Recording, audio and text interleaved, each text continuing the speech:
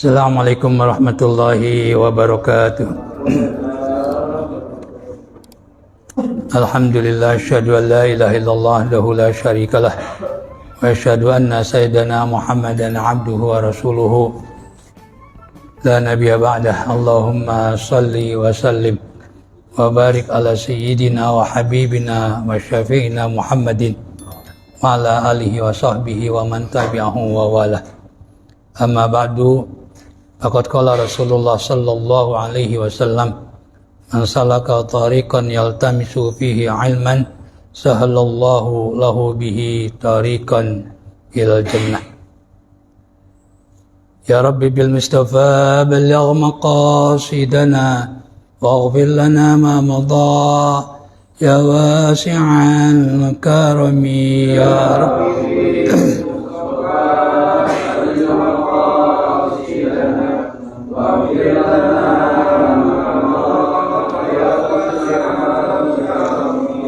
Muhammadun sayyidul kaunaini wa thaqalaini wal fariqaini min urbin wa min ajami ya Rabbi.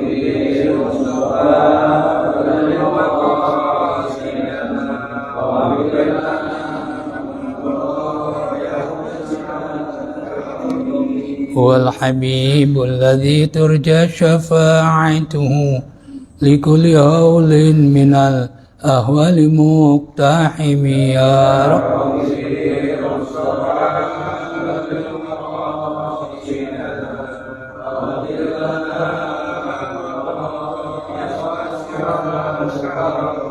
Allahumma salli wa sallim wa barik alaihi wa ala alihi. Al-Fatiha ila abdati Rasulillah sallallahu alaihi wasallam wa ila ikhwanihi minal anbiya'i wal mursalin wa likulli minhum wa sahabati ajma'in fil arwahil a'immatil mujtahidin wal ulama'il 'amilin wa syuhada wa salihin fil arwahi abaina wa ummahatina wa ajdadina wa jaddatina wa ammamina wa ammatina wa khwalina wa khalatina wa qarabatina wa liman lahum huququn 'alaina binatina annallaha yaghfiru lahum wa yarhamuhum wa 'afihim wa ya'fu anhum wa ila hadrati Rasulillah sallallahu alaihi wasallam. Al-Fatihah. A'udzu billahi minasy syaithanir rajim. Bismillahirrahmanirrahim. Alhamdulillahi rabbil alamin. Arrahmanir rahim. Maliki yaumiddin. Iyyaka na'budu wa iyyaka nasta'in. Ihdinas siratal mustaqim. Siratal ladzina an'amta 'alaihim ghairil maghdubi 'alaihim waladdallin. Amin. Bismillahirrahmanirrahim.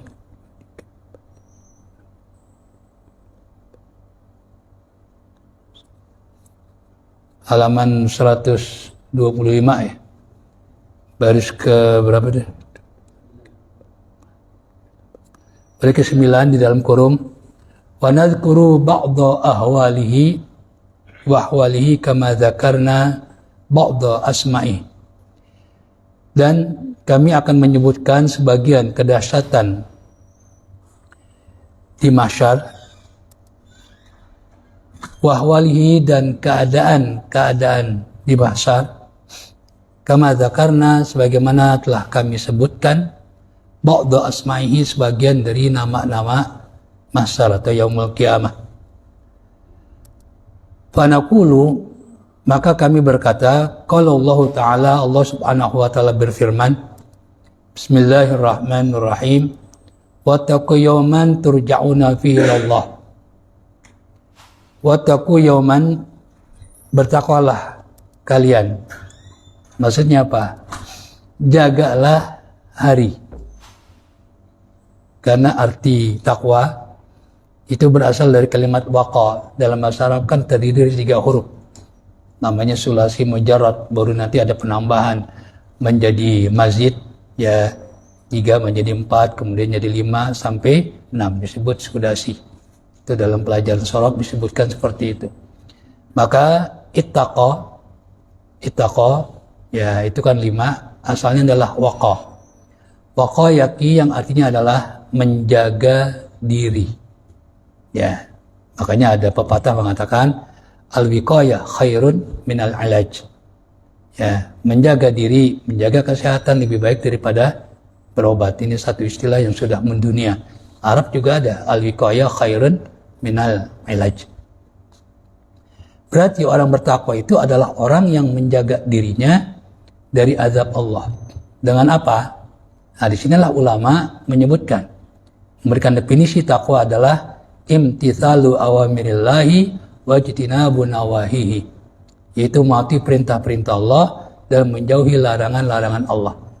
Karena hanya dua hal itu yang dapat menjaga seseorang dari azab Allah nanti di akhirat. Ya, dengan cara Allah itu tadi.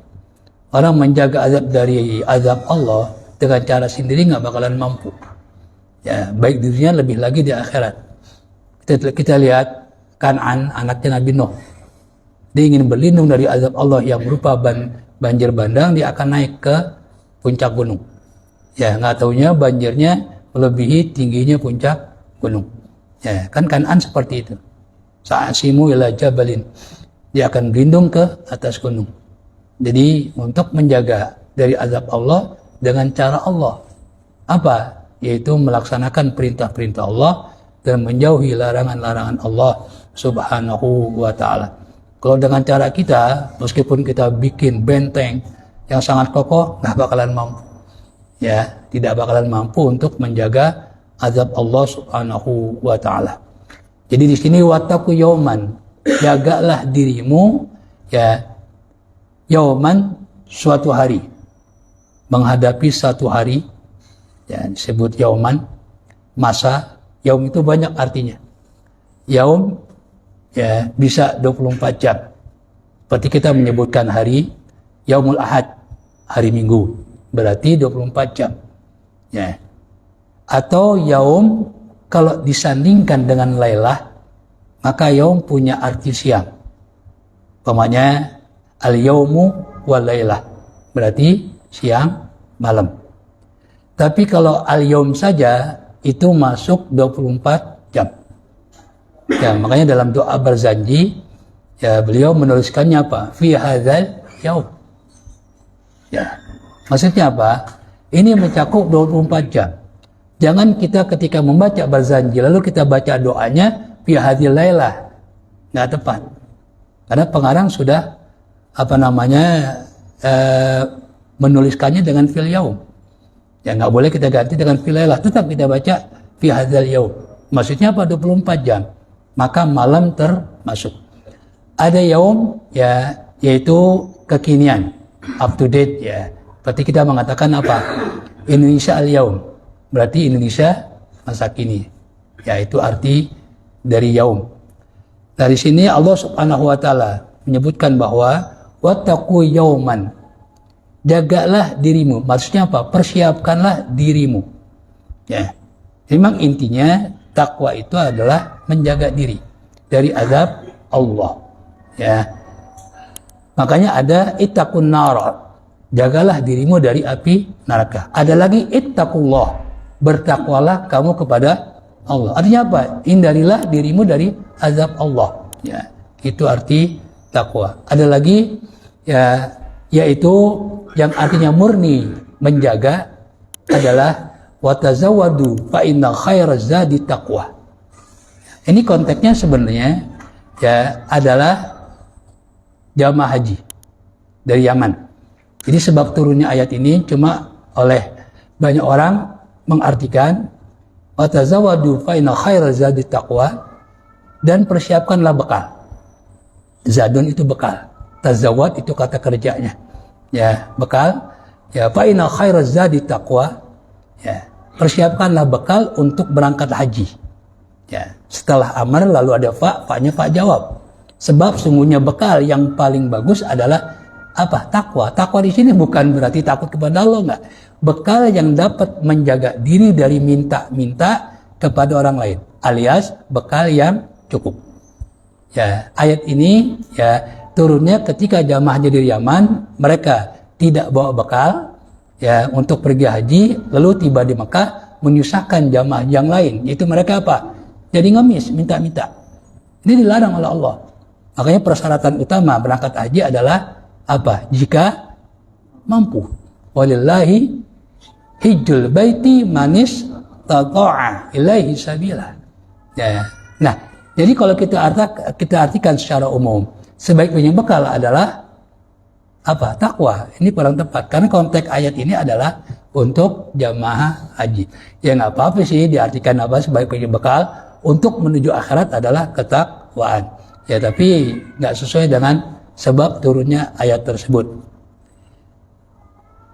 Kita disuruh yaitu menjaga diri kita yauman, hari turja'una filallah. Maksudnya apa? Persiapkan dirimu menghadapi menyongsong hari di mana kamu sekalian dikembalikan di hari itu ilallahi kepada Allah subhanahu wa ta'ala. Tentu pertama adalah dengan kematian. Dengan kematian, makanya kematian itu selalu kita ucapkan apa? Inna lillahi wa inna ilaihi raji'un. Sungguhnya kami milik Allah dan hanya kepada Allah kami kembali. Sebenarnya inna lillahi wa inna ilaihi raji'un itu bukan hanya musibah kematian. Mungkin pernah saya sampaikan, setiap musibah patut kita ucapkan inna lillahi wa inna ilaihi raji'un. Dalam tafsir Jalalain, ketika Rasulullah SAW nginap di rumah Siti Aisyah, karena beliau istrinya lebih dari satu, maka beliau ada giliran-giliran malam untuk istri-istrinya. Dan Rasulullah adalah yang paling adil, yang paling adil. Makanya Allah berfirman, in khiftum ala ta'dilu fawahidah. Kalau kamu khawatir, takut nggak adil, maka cukup satu. Ada yang mengartikan ayat ini, kita nggak bisa mengukur diri kita adil apa enggak kalau kita nggak nyobain. Ini kacau juga nih, kan? Cobain dulu, 2, adil nggak kita? Itu kan bisa diperkirakan. Ada yang artinya begitu, kan? Saya nggak bisa menilai diri saya adil apa enggak kalau saya belum nyoba. Begitu coba benar-benar kagak adil. Nah, jadi Rasulullah itu paling adil. Nah, ketika di rumah Siti Aisyah di malam hari tiba-tiba lampu mati. Rasulullah spontan mengucapkan inna lillahi wa inna ilaihi raji'un. Lalu Siti Aisyah mengatakan inna mahadal misbah ya Rasulullah. Ini kan cuma lampu doang yang mati, bukan orang. Kata Rasulullah SAW, kullu ma sa'al mu'mina bahwa musibatun. Apa saja yang membuat tidak enak, sa'a itu sayyi, jelek. Artinya apa? Buruk. Membuat nggak enak orang mukmin, maka itu adalah musibah. Patut kita ucapkan inna lillahi wa inna ilaihi raji'un. Bukan hanya kematian. Bukan hanya kematian. Tapi memang kalau kita lihat firman Allah Subhanahu wa taala dalam surat Al-Baqarah, yaitu wala nabluwannakum bisyai'in minal khawfi wal ju'i wa naqsin minal amwali wath thamarat wa basyiris sabirin alladzina idza asabathum musibatun qalu inna lillahi wa inna ilaihi raji'un ulaika alaihim salawatu min rabbihim wa rahmah wa ulaika humul muhtadun. Di situ enggak disebut kematian juga enggak. Cuma di situ Allah menyebutkan Allah akan menguji seluruh manusia dengan rasa takut, rasa lapar, kekurangan, harta, buah-buahan, nyawa dan sebagainya. Wabasyiris sabirin. Itu. Nah, jadi bukan hanya kematian, tapi sesuatu yang membuat kita nggak enak itu musibah. Patut kita ucapkan apa? Innalillahi wa inna ilaihi raji'un. Lalu apa imbalannya kalau kita mengucapkan innalillah? Nah, lanjutan hadis itu Rasulullah bersabda, man istarja'a inda musibatin ajarahullah wa akhlafa lahu khairan. Orang yang mengucapkan istarja'ah, jadi di Arab juga ada singkatan. Istarja'ah itu apa? Mengucapkan inna lillahi wa inna ilaihi raji'un. Seperti halnya basmalah. Berarti mengucapkan bismillahirrahmanirrahim. Hauqalah berarti mengucapkan la haula wa la quwata illa billahil aliyil azim. Nah, itu singkatan-singkatan yang harus kita ketahui. Sebab nanti ada masalah. Orang nggak tahu basmalah itu baca bismillah. Begitu MC mengajak, mari sebelum acara kita buka, kita mulai, kita buka dengan baca basmalah. Basmalah bukan bismillah. Basmalah. Basmalah semua. Nah, ini kan jadi kacau. Jadi istarja itu mengucapkan innalillahi wa inna ilaihi raji'un. Apa imbalannya? Ajarahullah. Allah akan kasih pahala. Wa akhlafa lahu khairan, dan Allah akan ganti yang lebih baik. Ya, kita kehilangan, ya, kita ucapkan innalillahi wa inna ilaihi raji'un. Jangan ke dukun. Ya, kehilangan ke dukun. Karena dukun pasti orang dekat nih. Ya, orang jauh susah ngambil. Ya, disebutin dah begini-begini. Nggak tahunya saudara sendiri. Padahal itu bukan. Ya, dukun asal nebak doang, ngeliat di baskop. Ya, kayak gitu. Nah, jadi kita ucapkan innalillahi wa inna ilaihi raji'un. Turja'una fi ilallah, semua kembali kepada Allah Subhanahu wa taala. Dari mulai kematian terus sampai manusia dihidupkan kembali. Ini disebut hari kiamat. Tsumma tuwaffa kullu nafsin ma kasabat. Kemudian akan diberikan secara tepat, sempurna kepada setiap orang apa yang dilakukan di dunia. Enggak ada yang dizalimi. Ya, enggak ada yang dizalimi. Karena yang mengadili adalah Allah yang maha adil. Alaihissallahu biahkamil hakimin. Maka kita jawab, bala. Ya, Allah yang paling adil. Makanya keadilan akhirat itu ada. Jadi orang yang tidak mendapatkan keadilan di dunia akan mendapatkan keadilan di akhirat. Maka benar ungkapan, ya, ketemu lagi di pengadilan akhirat, itu benar.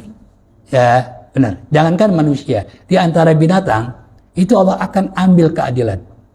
Ya, padahal binatang orang nggak kasih akal yang sempurna. Kita tahu binatang itu ada pemangsa, ada yang dimangsa. Nanti yang dimangsa itu balas dendam. Ya, disuruh membalas apa yang dilakukan oleh pemangsanya. Harimau, macan umpamanya, nanti dibalas. Sama monyet, sama binatang-binatang yang lemah. Nah, begitu mereka telah menerima keadilan, Allah jadikan mereka tanah semua. Kembali menjadi tanah. Nah, situlah orang kafir melihat, wah enak banget ini binatang. Nggak ada kelanjutan. Sementara kan manusia nggak sampai di situ. Terus, ya, terakhirnya adalah farikun fil jannah wa farikun fis sa'ir. Sekelompok di surga, sekelompok lagi di neraka. Ya, itu manusia. Tapi kalau binatang selesai, udah. Akhirnya apa? Mereka mengatakan apa orang kafir? Wa yaqulul kafiru ya laitani kuntu turaba. Ya, ini ya laitani, laita itu satu harapan yang nggak mungkin tercapai. Ya, coba semoga aku menjadi apa? Tanah, nggak mungkin. Ya, itu ungkapan laita. Tapi kalau la'ala, ini harapan dan kemungkinan terjadi. Tapi kalau la'ala dari Allah itu pasti. Kan Allah banyak perintahnya seperti perintah puasa, di ujungnya Allah sebutkan apa? La'allakum tattaqun. Pasti orang yang puasa benar, pasti. Bukan semoga lagi nih, ya kan? Pasti menjadi orang bertakwa. Makanya di situ la'ala ungkapannya. Ya, kalau manusia yang mengatakan la'ala, ini ada kemungkinan. Seperti saya mengatakan la'ala sama antum tiro, semoga turun hujan. Bisa turun, bisa enggak. Ya, tapi kalau la'ala dari Allah, itu sifatnya adalah pasti. Wahum la yuzlamun. Ya. Ini penjelasan dari tuwafah. Semua manusia akan dibalas sesuai dengan apa yang dilakukan. Wahum la yuzlamuna, dan mereka tidak akan dizalimi. Karena pengadilnya adalah Allah yang maha adil. Ya. Walaisallahu bizallamil lil abid. Allah tidak menzalimi. Bukan saja zalim tapi zalam. Zalamnya benar-benar, ya, mubalaghah, betul-betul tidak akan berbuat zalim kepada hambanya. Bahkan Allah itu maha adil. Makanya Allah melarang manusia berbuat zalim kepada sesamanya. Wa idza qama an-nasu min kuburihim, dan apabila manusia bangkit dari kuburan mereka, dihidupkan oleh Allah Subhanahu wa taala melalui tiupan sangkakala yang kedua yang difirmankan Allah dalam surat Yasin, wa nufikha fis suri fa idzahum minal ajdathi ila rabbihim yansirun. Dan ditiupkan sangkakala. Ya, sangkakala itu apa? Trompet besar. Ya, fis sur itu apa? Trompet besar. Ya, al-qarnu terbuat dari tanduk. Ya, bukan trompet-trompet yang zaman sekarang. Nah, Maka ditafsirkannya Asyur itu al-qarnu. Qarnu itu banyak punya arti. Pertama abad. Abad itu qarnu bahasa Arabnya. Al-qarnu tsani, abad kedua umpamanya. Ada lagi al-qarnu apa? Yaitu tanduk. Ya, tanduk. Makanya Sayyidina Ali punya pedang, punya tanduk dua cabang, disebut Zulkarnain. Ya, Zulkarnain. Nah, Zulkarnain dalam surat Kahfi juga beliau disebut Zulkarnain. Karena dia seorang, ya bukan raja, tapi Allah kasih ya keistimewaan yang luar biasa. Dia dapat mengelilingi bumi. Ya, namanya Zulkarnain. Ya. Nah, kenapa disebut Zulkarnain? Dia punya tanduk, dia punya peci tapi ada tanduk dua. Zaman dulu kan begitu kerajaan. Ya, punya tanduk dua. Maka disebutlah Zulkarnain. Nah, kemudian ya jadi wa idza qama nasu min kuburihim. Jadi wa nufikha fis suri fa idzahum minal ajdasi, dan ditiupkan.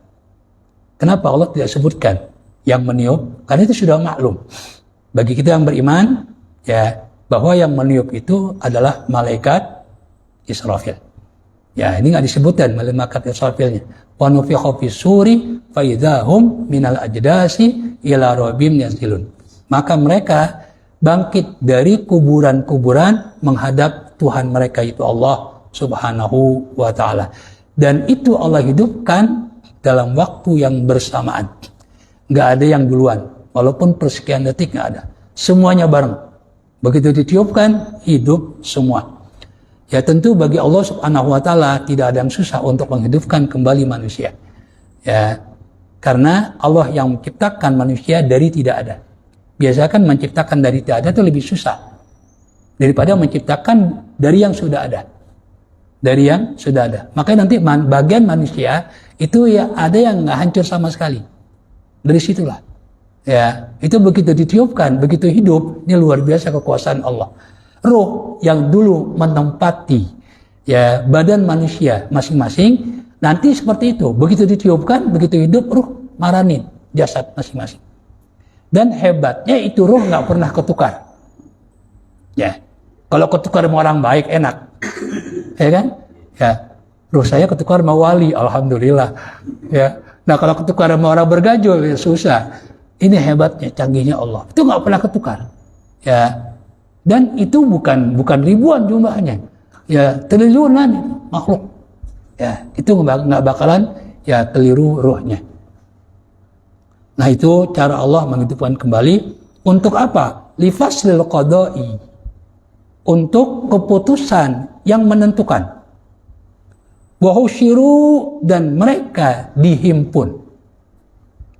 Tempat penghimpunannya namanya mahsyar. Ya, makanya kalau mahsyurin berarti orang yang dihimpun. Kalau pakai shin. Kalau pakai shod berarti jamaah terbatas. Ya. Tuh, sudah pernah saya jelaskan kan itu, ya kan? Ya timbulnya mahsyurin dengan, nah cuma ya sebenarnya yang benar tuh pakai shot. Ya, kalau melihat sejarahnya, ya sejarahnya, ini perlu kita ingat. Ya, jadi ketika orang tua ya yang kalau nggak salah seminggu berapa kali ngajar di sini, ya kalau nggak salah malam minggu. Nah begitu meninggal, ini murid-muridnya kan nggak punya guru nih, tapi mereka tetap menghadiri taklim yang biasa mereka hadir di hari-hari yang tertentu tadi. Ya, karena nggak ada gurunya, kata Ustadz Syarqawi, ya kita panggil Bang Cangkawi, ya kan? Ya, beliau bilang, udah kita ngaji turu-turu. Nah itu masyhurin, turu-turu. Ini dipakai dalam kitab fikih. Masyhurin itu adalah jamaah yang terbatas, dan mereka sepakat. Kalau berjamaah, imamnya baca surat yang panjang-panjang. Boleh. Berarti orang lain nggak boleh ikut. Ya, kalau orang lain ikut harus siap, karena di situ sudah terkena. Jamaahnya itu turu-turu, dan kalau sholat isya, umpamanya bacanya kafi, ya kan? Atau baca Baqarah sampai hatam. Ya, boleh. Tapi kalau sekarang sih nggak ada. Masjid, musola kayak gitu nggak ada jamaahnya turu-turu. Ya kan? Tapi kalau yang sifatnya umum, ya itu nggak boleh panjang-panjang. Ya, lagi ngaji panjang-panjang nggak boleh. Azan panjang-panjang nggak boleh. Yang benar, Allahu Akbar, Allahu Akbar. Ya coba aja panjang-panjang dibukin orang kita.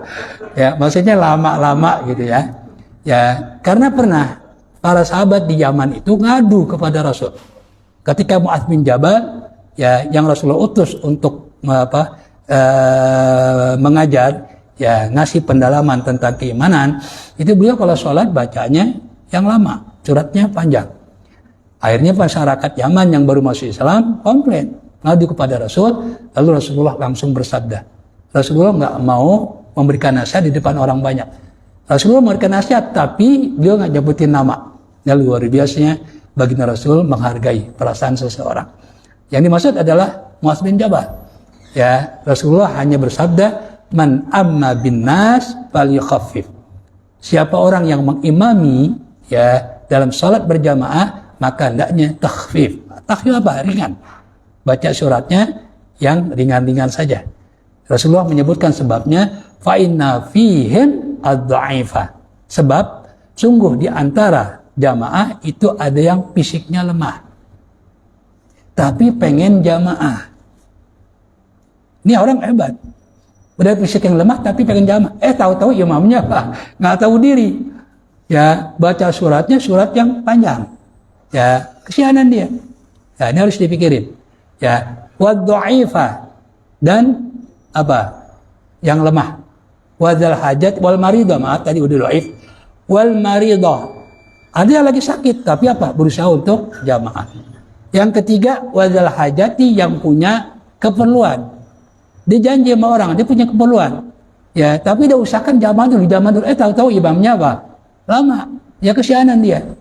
Ya, maka makmumnya seperti itu boleh mufaroqah ya dengan imam. Berpisah dengan imam, dia menyelesaikan sendiri dan tetap dapat pahala. Ya, seperti berjamaah. Al-ahwalin, nanti manusia dihimpun keadaannya masing-masing. Nggak sama. Tidak sama karena sesuai dengan amalnya di dunia. Ya. Faminhum, maka ada di antara mereka yang dihimpun maka ada di antara manusia yang dihimpun man yuksa, orang yang dikasih pakaian. Begitu bangkit dari kubur berpakaian. Ya, karena amalnya di dunia. Wa minhum man yusharu iryanan. Ada di antara mereka yang dihimpun dalam keadaan apa? Telanjang. Iryan.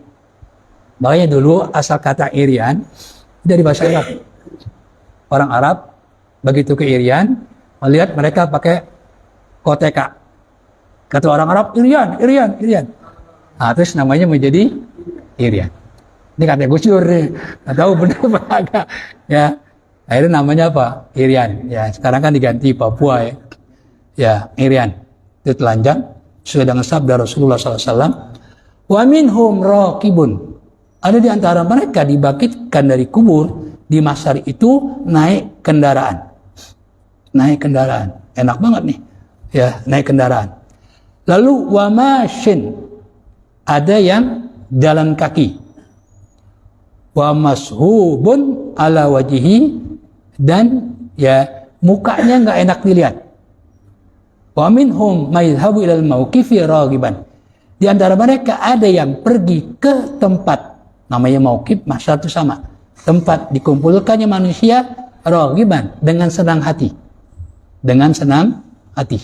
Ya, bukan kan terpaksa, dengan senang hati. Kenapa? Karena dia kesananya dalam keadaan yang menyenangkan. Wa minhum mayadhhabu khaifan. Ada di antara mereka ya ke mahsyar itu dalam keadaan apa? Ketakutan. Wa minhum qaumun tasukuhumun naru. Di antara orang di mahsyar nanti ada sekelompok manusia yang digiring oleh api. Ya, tasukuhum an-nar. Ya, digiring oleh api. Ya, sokon, betul-betul digiring oleh api. Wan Anas bin Malikin, dari Anas bin Malik. Sering sampaikan kalau Anas bin Malik itu sahabat, kalau Malik bin Anas adalah salah satu dari 4 imam dalam 4 madhab. Ya, Malik bin Anas. Kalau ini Anas bin Malik sahabat. Radhiyallahu anhu, semoga Allah meridhoi beliau. Beliau termasuk sahabat yang meninggalnya dalam usia lanjut. Ya, usianya lanjut. Ya, bahkan posisi jenazah ketika sholat, ya posisi mayit ketika sholat jenazah ini hadisnya dari beliau. Ya, dari beliau. Ya, yaitu apa namanya? Tentu imam ada di belakang mayit. Boleh nggak imam ada di depan mayit? Boleh nggak? Ya, orang sholat jenazah mayitnya di belakang, imamnya di depan. Boleh? Ya boleh. Ya boleh. Dalam kitab Mahali dijelaskan itu. Boleh. Ya cuma nggak umum. Nggak umum. Itu masuk akal juga. Kenapa? Di mana-mana imam di depan. Jadi kok imam ada di depan, di belakang mayit, berarti mayit yang imam. Itu ulama ada yang beralasan begitu, ya kan? Tapi jangan dilakuin, jangan. Tapi secara hukum boleh. Ya, rame ntar.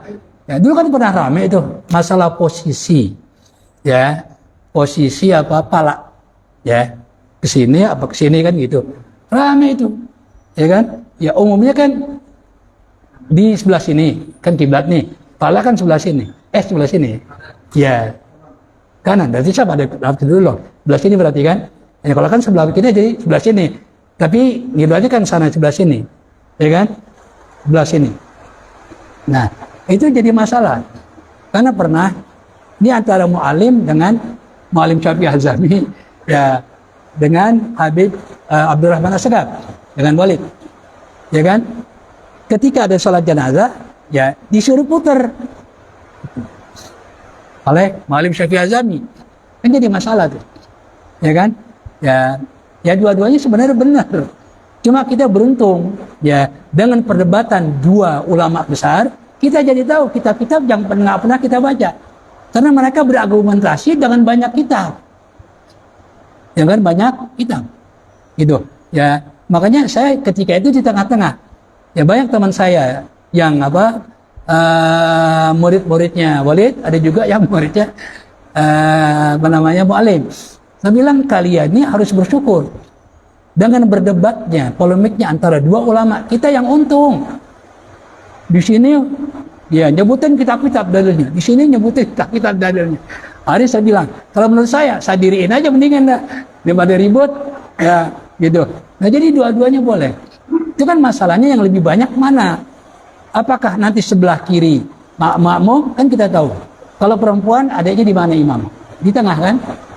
Kalau perempuan di tengah. Kalau mayitnya laki-laki di kepala. Kan seperti itu.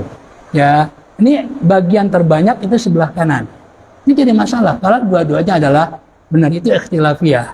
Ya, maka seperti tadi. Ya, imam atau jenazah di belakang imam nggak apa-apa. Ya, kalau itu lebih masuk akal tuh. Ya, kenapa? Karena posisi imam harus di depan. Nggak ada imam di belakang, ada nggak? Nggak ada. Benarkan. Kitabnya adalah Al-Mahali, ada dijelasan di situ. Nah, kemudian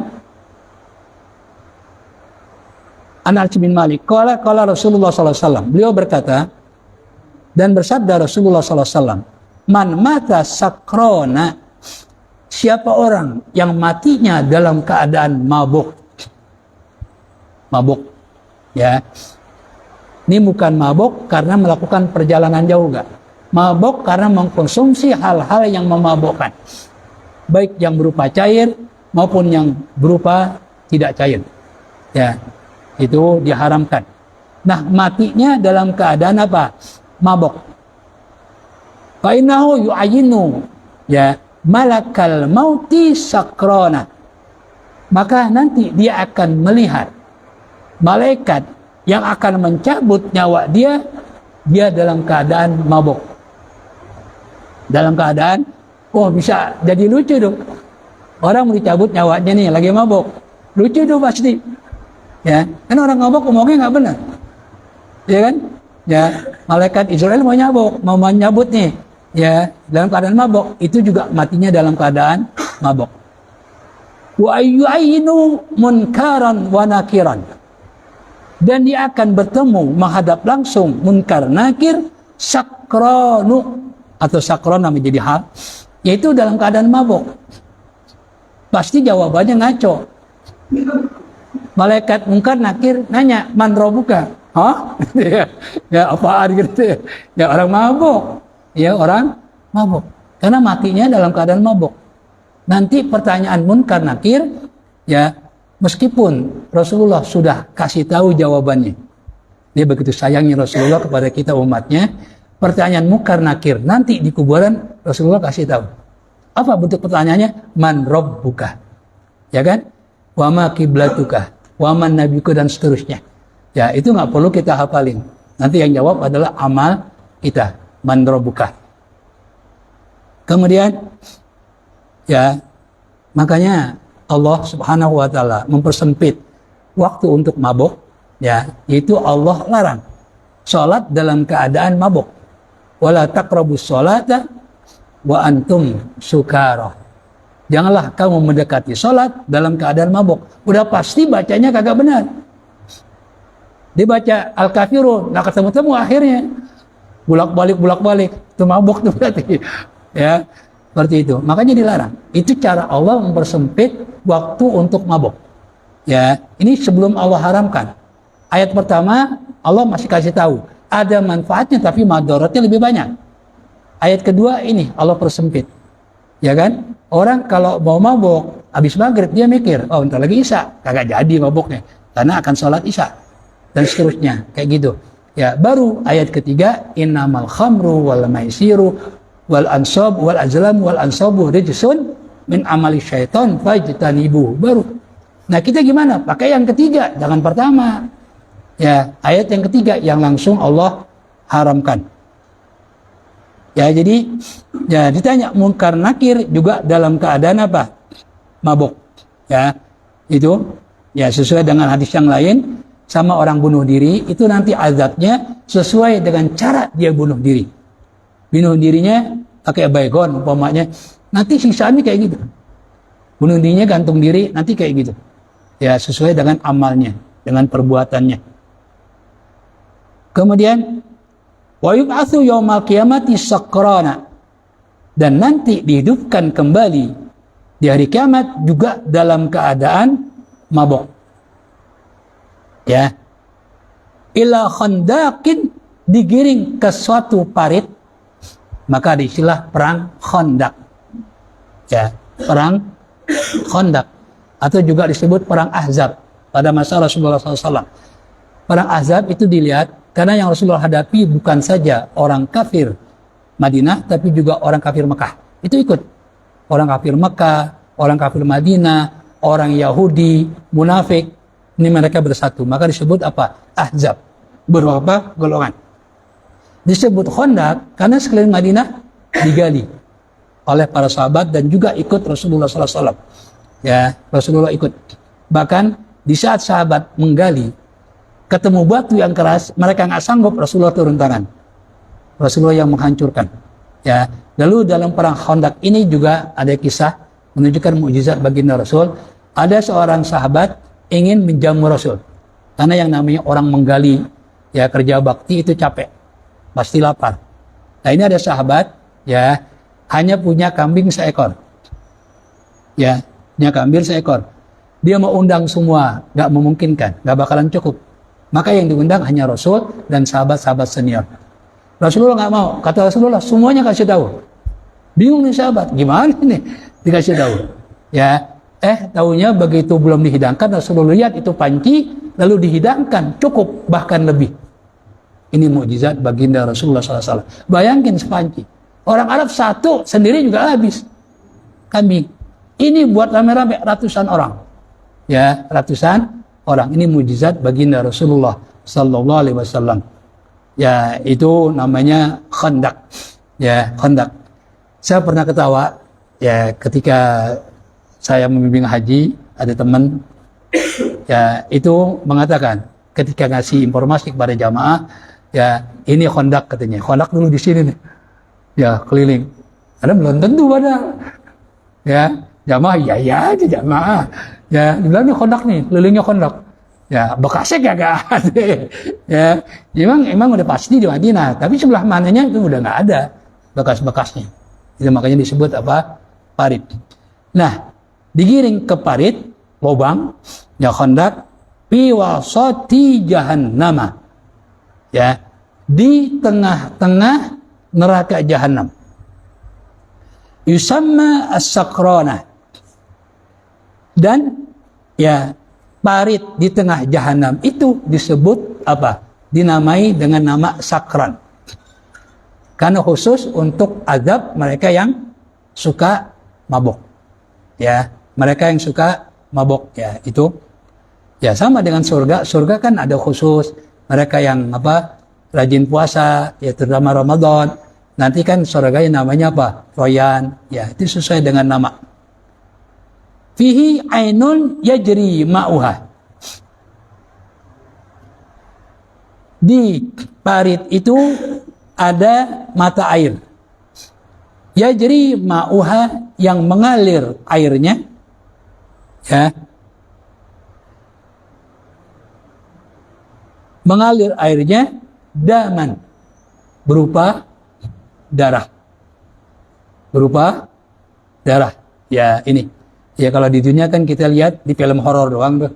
Nah, ini justru nanti ya di parit itu ya, yaitu ada mata air mengalirkan airnya berupa daman, darah. La yakunu lahu ta'amun wala syarabun illa minhu. Orang yang mabuk, matinya mabuk, tidak akan mendapatkan makanan dan minuman illa minhu, kecuali dari air yang berupa darah tadi. Ya, dari air yang berupa darah. Waja'a annal muadzinina wal mulabbina, dan akan bangkit dari kubur. Ya, sungguhnya orang-orang yang di dunia sebagai muadzin, ya, nanti akan bangkit dari kubur. Ya, disebutkan annal muadzinina, orang-orang yang azan, wal mulabbina, dan orang-orang yang mengucapkan talbiyah, yakhrujuna yaumal qiyamati, akan dibangkitkan di hari kiamat, akan keluar dari kubur, ya, akan keluar min kuburihim, dari kuburan mereka, yu'adzilul mu'adzinu wa yulabbil mulabbi. Nanti yang suka azan, dia azan. Begitu Allah bangkitkan, langsung azan. Ya. Lalu yang sering talbiyah juga begitu Allah hidupkan, langsung apa? Talbiyah. Labba yulabbi mulabbi. Wa qala Rasulullah sallallahu alaihi wasallam, dan bersabda baginda Rasulullah sallallahu alaihi wasallam, laisa ala ahli la ilaha illallah wahsyatun 'indal mauti. Tidak ada ya atas ahli, orang-orang yang mengucapkan la ilaha illallah alias beriman, ya, wahsyatun 'indal mauti, rasa takut, rasa gersang, rasa tidak enak ketika apa? Menyongsong kematian. Ya, menyongsong kematian. Ini la ilaha illallah.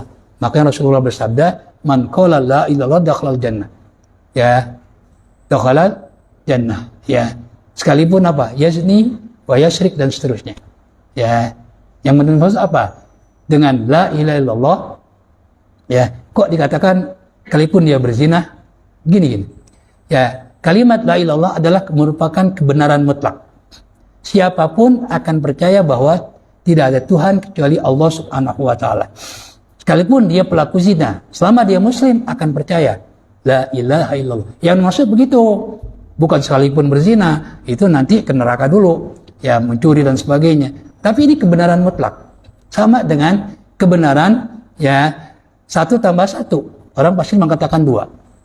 Ya kan? Sekalipun dia tidak sekolah, pasti mengatakan 2. Nah, itu seperti itu. Ini kebenaran mutlak, la ilaha illallah. Ya. Indal mauti, ketika meninggal tidak ada rasa wahsyah. Masa itu ketakutan, serem dan sebagainya. Wala fi kuburihim, dan juga di kuburan mereka. Ya, orang mengucapkan la ilaha illallah, ya tentu didukung oleh amal. Ya, bahkan nanti amal soleh itu di kuburan. Dalam satu hadis Allah ciptakan seperti makhluk. Kalau amal soleh Allah ciptakan makhluk yang paling indah. Ya, sampai orang yang punya amal itu kaget. Begitu Allah ciptakan amalnya di kuburan menjadi makhluk yang indah, Lalu yang punya amal tanya, man anta, siapa kamu? Kok cakep banget, ya kan? Ya, kata amal itu, ya kata makhluk itu, ana amaluka fid dunya. Aku adalah amalmu fid dunya. Ya, kok indah banget ya. Amal kamu seperti ini, amal baik. Akhirnya apa?